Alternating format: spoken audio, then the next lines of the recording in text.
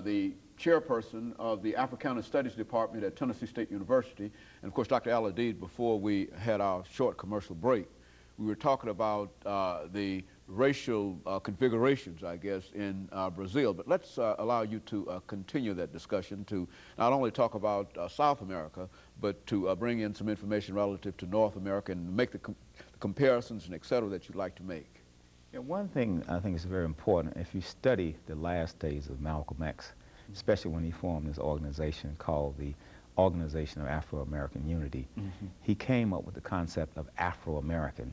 Now, when we think of Afro-American, we think of Africans, of people of African descent inside of America. But when Malcolm spoke of African Americans, he was talking about brothers in the Caribbean and South America, that whole idea of Afro being people, anyone of African descent in the diaspora. And so the thing that we have to recognize here inside the United States, that we have Africans from all parts of the world. We have Africans in this country from Jamaica, from Trinidad, from Nigeria, from Ghana. And this configuration inside of America almost is a microcosm of the African world. So we have a microcosm of the African continent, and we also have a microcosm of the African world. And one of the big problems that we struggle with in the field of Africana studies is to get people of African descent talking to each other in spite of who they were colonized by. A lot of times, because our brothers are from the Spanish-speaking part of the world, they might be Puerto Ricans, or they might be of some other group that speaks Spanish, or from Mexico or Panama, then we don't tend to identify them because we see them as being different. See them more being as Spanish than they are of African. And they play into the same kind of concept. And so that strategy that the colonizers use of divide and rule still is in effect, because now we're divided by languages.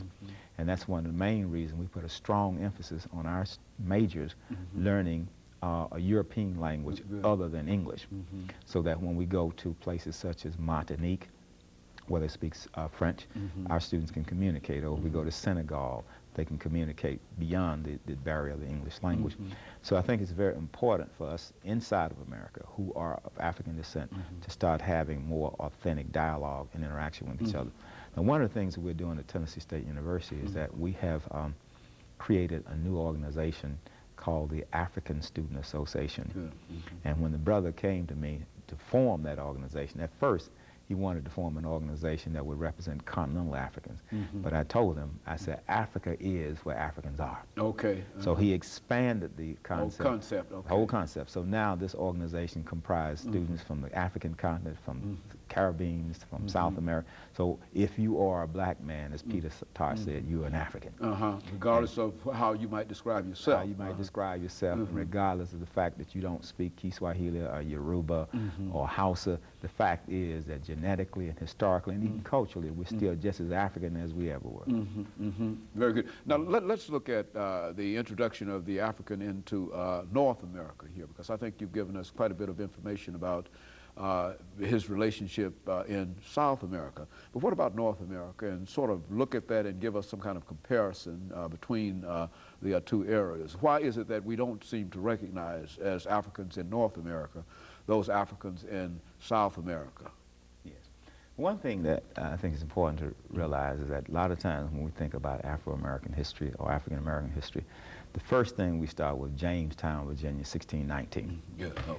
And we fail to realize that the slaves didn't, in the beginning, didn't come directly from West Africa to Jamestown, Virginia. That many of them were taken to the Caribbean, where they underwent what the slave masters called seasoning, where they were broken in, where they were beaten unmercifully to the extent that they stopped speaking their African language, they stopped speaking they stopped practicing their various African religions. And then after the slave masters felt that they had been domesticated or seasoned, then they were brought to North America and put inside of 13 colonies.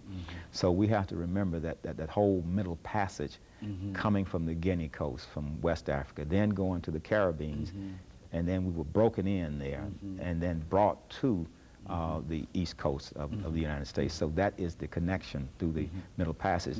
We were Caribbeans before we were African Americans. And so there's more of a relationship between Africa and South America and the Caribbeans, and then into the North American continent, rather than directly from Africa to the North American continent. It was very late in the slave trade when slaves would start coming directly from West Africa. They always went to the Caribbeans, and then they were brought inside of the United States. But it was at that point they had been just humiliated and degraded to the point that they were just, many of them just didn't have the will to rebel against the slave system. On the other hand, there were those that did not work on the plantation in Jamaica. They, as I said earlier, ran into the mountains. These were called the Maroons. These are people that deserve. And you find the same phenomenon took place in Suriname, which was a Dutch colony. It was colonized by the Dutch. They went into the mountains and set up their own community. As a matter of fact, one of our graduates, Levi Watkins Jr., actually went into the Suriname to study an African community there. And that community is an exact replica of a comparable community in Africa itself. And of course, all of these are, might be what you call Africana survivals, and survivals dealing with this period. You know, I think, Dr. AAl-Hadid, one of the things that many people fail to realize is that while we talk about the Africans in North America and South America, many of us fail to really grasp the economic importance of the slave trade. Let's talk about it from that perspective. I mean, how profitable was it when you dealt with slaves, and what part did slavery play in the overall economy of those particular areas? Well, first of all, we have to realize that the transatlantic slave trade set the stage for capitalism in this country. It set the stage for the Industrial Revolution. It's what is called the stage of primitive accumulation.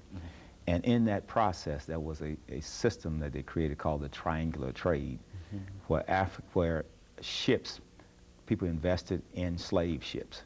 There was a stock market in Europe.